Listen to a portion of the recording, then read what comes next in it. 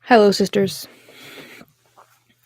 Lesbian Psychologies, Explorations and Challenges, edited by the Boston Lesbian Psychologies Collective, Part 4, Therapies, Essay number 16. Lesbian Alcoholism, Etiology, Treatment, and Recovery, by Lee K. Nicoloff and Eloise A. Stiglitz. In recent years, advances of the women's and the lesbian and gay rights movements have encouraged increased self-understanding and esteem among lesbians, at the same time providing energy for positive self-examination and self-help rather than self-blame. Improved understanding of the lesbian experience has resulted in greater cognizance of both strengths and vulnerabilities within this community. Few would dispute the fact that alcohol abuse and alcoholism are significant problems for the lesbian population. These problems appear to be more severe for lesbians than for heterosexual women, or for the heterosexual community at large. For example, when Marcel Seguier and his colleagues compared a non-clinical sample of 57 lesbians to a group of 43 unmarried heterosexual women, they found that 35% of the lesbians revealed a history of drinking that the researchers judged to be excessive or alcoholic, compared with only 5% of the heterosexual women. Collins Lewis and his colleagues, in a reanalysis of these data, reached a similar conclusion that the rate of alcoholism and alcohol abuse was higher within the lesbian sample, but believed that 33% of the lesbians exhibited heavy drinking or questionable alcoholism versus 7% of the controls, and that 28% of the lesbians were alcoholic versus 5% of the heterosexual women.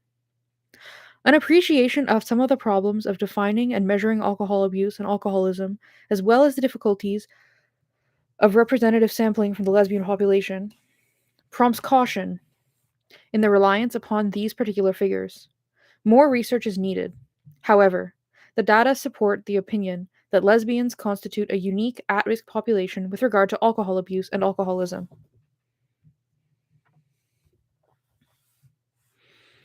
Etiology. Where one seeks an explanation for the high incidence of alcoholism among lesbians,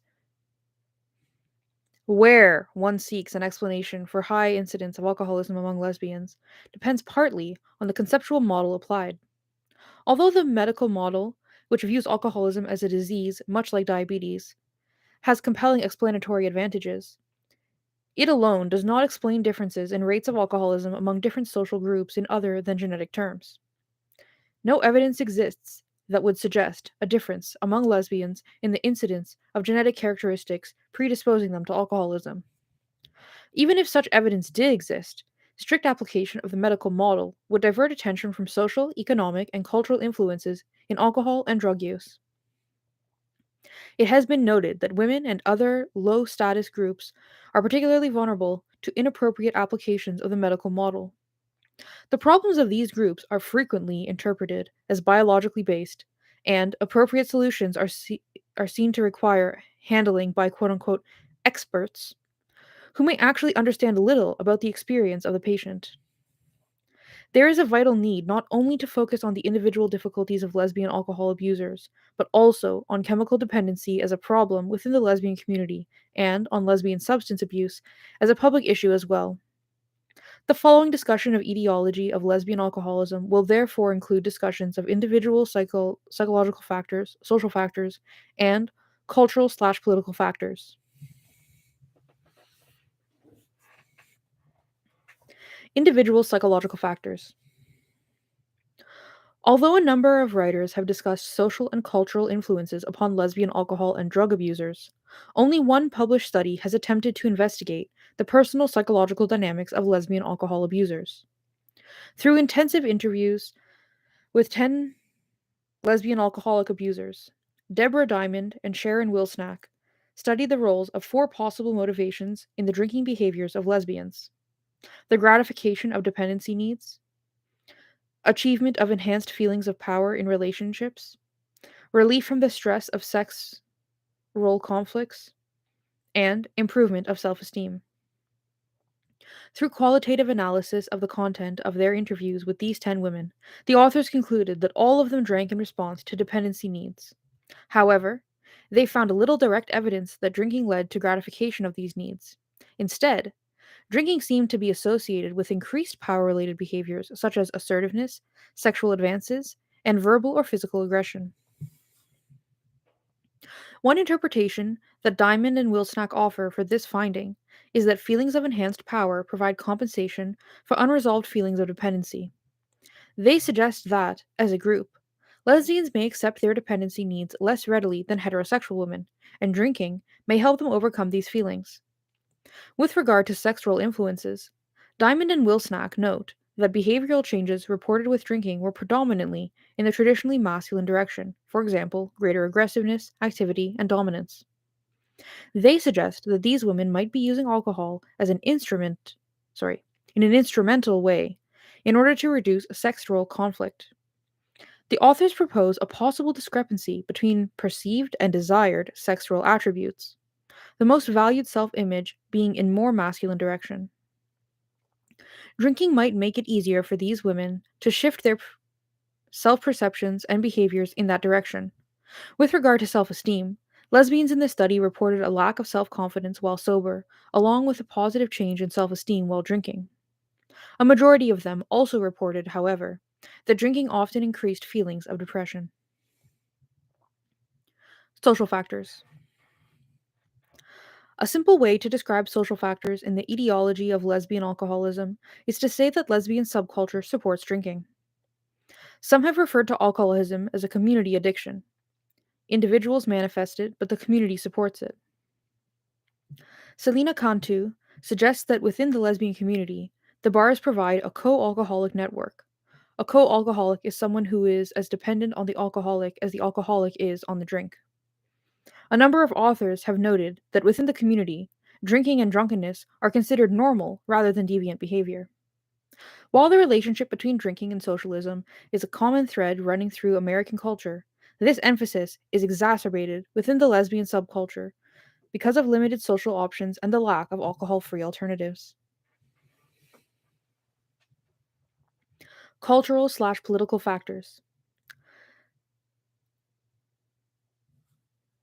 Lillian Fifield refers to alcohol abuse as a manifestation of what she calls quote unquote oppression sickness, a malady that affects all minority groups that have been victims of systemic and ongoing oppression. Its symptoms include feelings of alienation, despair, low self esteem, self destructive behavior, and drug and alcohol abuse.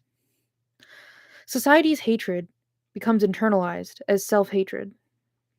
Abby Willowroot, a lesbian and recovering alcoholic, states that, quote, it is believed that alcoholism is a disease. I disagree. I think that our culture is the disease, and alcoholism is a symptom of that disease. This culture is designed to keep us barefoot, pregnant, and loaded. End quote. Several writers who view alcoholism and drug addiction from a political perspective have suggested that rather than talking about lesbians abusing alcohol and drugs, we should be talking about lesbians being abused by these substances, which are tools of our oppressors. They believe that on a political level, minority groups are forced into addiction. Drugs and alcohol are provided in order to keep people under control. Addiction takes away the focus and power of minority individuals and communities, keeping them ineffective in the world. The job of the oppressor becomes easier when individuals engage in self destructive behavior and render themselves powerless. It therefore becomes the responsibility of the individual lesbians, as well as the lesbian community as a whole, to keep themselves from being controlled. Essential to this process are both belief and understanding that change is possible, and a commitment to directing fear and anger constructively outward, rather than toward the self and one's loved ones. Cantu, a Chicana lesbian and recovering alcoholic, describes her message to other Chicanas about the alcohol thus, quote, it kills us quicker and takes away our culture much more than any racist act can do, and that we are not supposed to survive. And I survive. If they are going to get us, let them get us sober. We will leave a much more visible trail. End quote. In general, alcoholism among lesbians may be considered a a multiply determined disease influenced by biological, psychological, socio-cultural, and political factors. These etiological factors, in turn, determine what issues are important to address in treatment. Treatment. Special treatment needs. Etiological influences in lesbian alcoholism clearly have bearing on the treatment process. Some views of etiology, such as cultural/political perspective, suggest that lesbians have different treatment needs than other alcoholics. Other perspectives, such as the psychological view, offer less clarity regarding the necessity of specialized treatment for lesbians. A controversy exists within the alcohol treatment field about the necessity of specialized treatment for any subpopulation of alcoholics. A commonly held attitude is that alcoholics are more alike than different, and that an emphasis on special needs distracts from the treatment of alcoholism as the primary disease. No doubt, lesbians do have common issues with all alcoholics, particularly women alcoholics. However, in addition to their common concerns, lesbians have unique concerns as well that relate not only to their experiences of alienation and isolation within an oppressive society, but also to their unique lifestyles, family configurations, and friendship networks.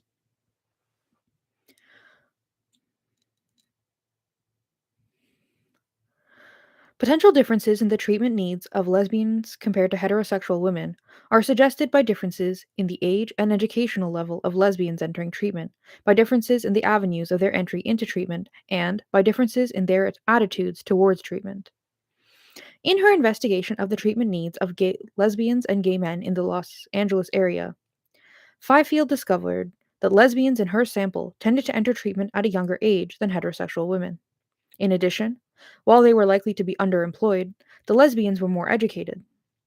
The youth of these women entering treatment, however, does not imply that their disease was less advanced. Saghir and his colleagues offered evidence that lesbians, compared to heterosexual women, may in fact enter treatment at more advanced stages of alcoholism, as indicated by a higher incidence of serious difficulties which they have encountered as a result of their drinking. Lesbians also appear to have stronger feelings of mistrust in social service agencies than do heterosexual women.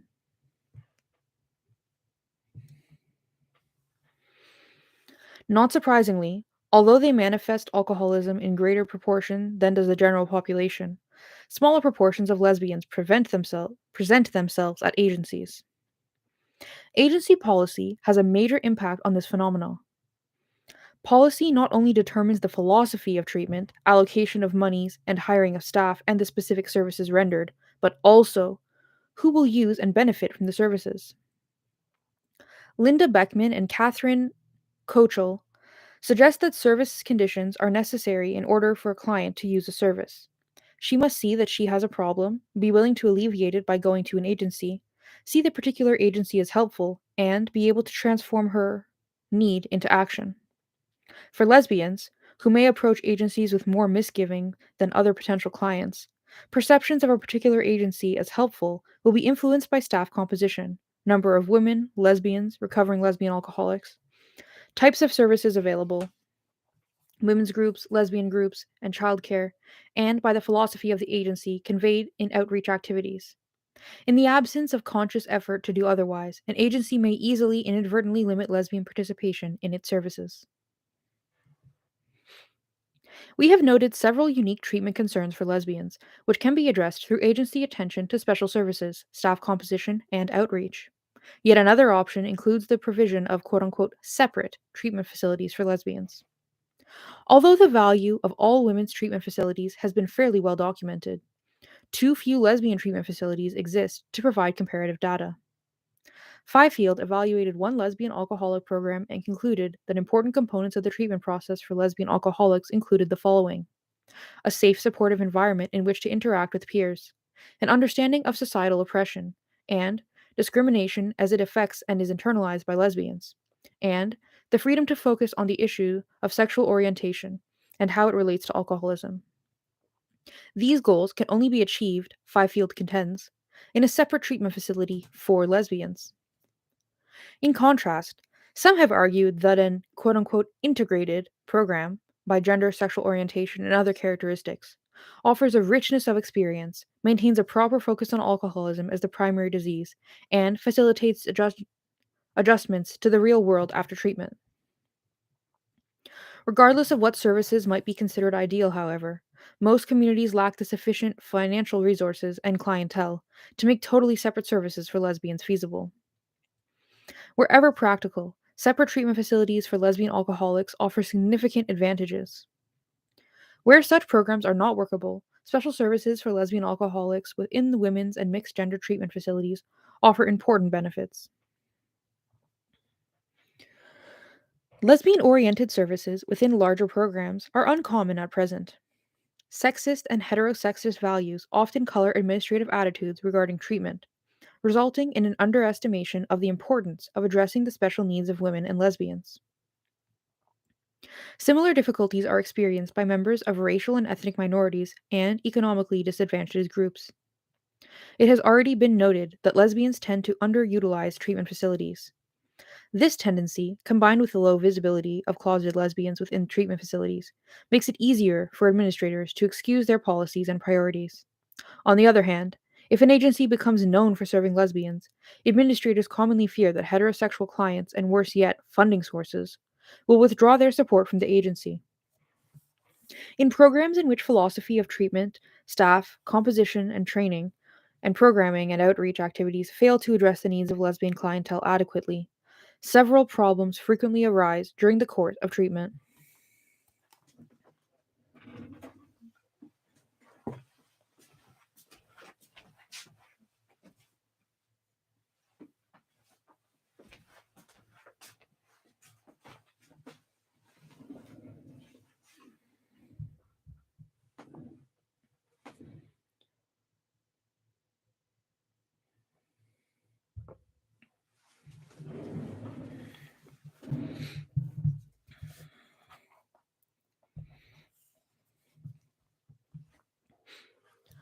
Working with the issues. Once in treatment, lesbian clients are likely to encounter a series of obstacles that must be negotiated successfully in order to maximize treatment effectiveness. Issues of concern include coming out in the treatment setting, involvement of a significant other, and an extended quote unquote family of friends in the therapeutic process, and inclusion of the family of origin in treatment. An initial dilemma for a lesbian in treatment is an integrated setting involves whether or not to come out. A decision to remain closeted may perpetuate dishonest patterns of communication that have developed during her drinking and may prevent the exploration and resolution of significant issues influencing her recovery. Throughout treatment, she will need to maintain an extra layer of defenses, which will in turn function as an obstacle to progress. On the other hand, a decision to come out may be met with non acceptance or outright rejection by fellow clients or staff members. The mere discussion of her sexual orientation may be viewed inaccurately as irrelevant or as a means of avoiding the quote unquote real issue of her alcoholism. Similarly, knowledge of her sexual orientation may encourage misinterpretation of her behavior. For instance, she may be perceived as quote unquote coming on when she attempts to make contact with other women. In addition to difficulties arising in working relationships with staff and peers, problems also may arise over who should be included in treatment. The inclusion of significant others and family members in the treatment process of alcoholics has been viewed increasingly as desirable, if not essential, for recovery. The dissimilar relationship patterns of lesbians, compared to heterosexual women and men, challenge the flexibility and sensitivity of traditional alcohol treatment staff. Too often, agency staff are insensitive to the complexity of lesbian relationships and automatically bring the family of origin into treatment or refuse to see same sex couples for counseling. Alcoholism is no less a quote unquote family disease for a lesbian than for any other alcoholic. The family simply looks different. The dynamics of codependency may differ from those of many heterosexual women in the sense that the typical lesbian co-alcoholic is not bound to her lover by a paycheck, children, or social convention. However, her commitment to the relationship or place in the community may bind her to her lover. She also may experience a need to be needed or wish to deny her own alcoholism. An exploration of these and other codependency issues with the lesbian couple in treatment is critical. Too often, though, the partner is excluded, whether purposefully or inadvertently. For similar reasons, it is important that the extended family of friends of the lesbian alcoholic enter this process. In the absence of a socially and legally defined nuclear family, this supportive network is important to her self definition, self esteem, and day to day functioning. The role of the social network in enabling drinking has already been discussed. Family members are in a position either to enable drinking or to support sobriety. With education, not only will they be able to bolster the alcoholic during and after treatment, but they also will become an informed part of the lesbian community, contributing to changes in norms within the subculture. Inclusion of the family of origin in treatment may be constructive or destructive and must be considered on a case by case basis. The client herself is probably in the best position to make a judgment about this. If she has not been open with her parents and siblings about her sexual preference, coming out to them at this time may distract her from the primary focus, the treatment of her alcoholism. If she already has come out to her family members, they may not have accepted her sexuality and may maintain cold and hostile attitudes. Parents will not look at their daughters drinking if they are too focused on her sexuality. They may blame her alcoholism on her sexuality or even take responsibility upon themselves for this double affliction. Any of these responses will detract from, rather than contribute to, successful recovery. The special needs and concerns that arise in the treatment of lesbian alcoholics points to the need for more education for alcohol counselors and administrators regarding these issues. Although treatment professionals must be made more aware of the concerns of lesbian alcoholics as a special population, they must develop a better understanding of sociocultural factors that affect lesbians and their drinking, and of lesbian lifestyles and relationship patterns. Heterosexist values and homophobic behaviors must be uncovered in policy decisions, composition, programming, outreach activities, and the counseling process itself, toward an end of creating a trustworthy environment in which lesbian alcoholics can work toward recovery.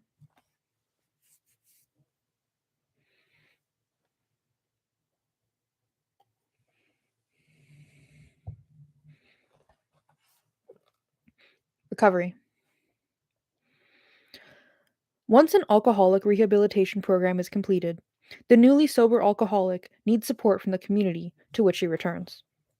Alcoholics Anonymous is a prominent resource in this regard. Although some lesbians are uncomfortable with sexist and heterosexist attitudes they encounter in AA meetings, others are able to put their feelings aside and to benefit from what AA offers. In addition to traditional AA, other types of AA may be available, such as lesbian, gay, or women's meetings.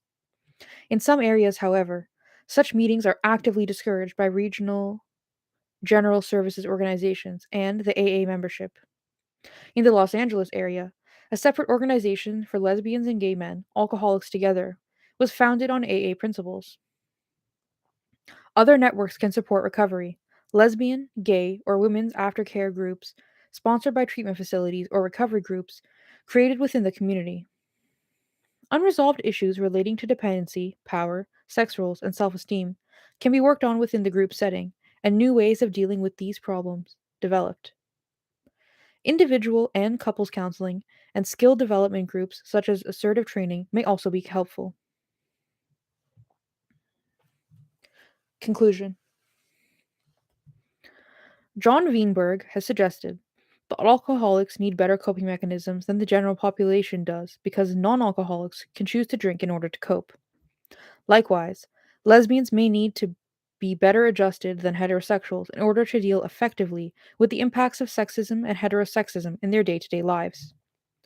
The recovering lesbian alcoholic then needs a lot of help from professionals, friends, and her community in order to maintain and continue her progress.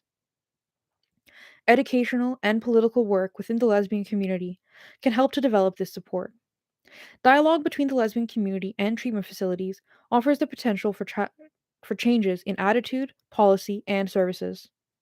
Recovering alcoholics are in a position to initiate new lesbian, gay, and women's AA meetings to advocate the support of such meetings within regional AA general services organizations, and to work toward the acceptance of open lesbians within a more traditional meetings.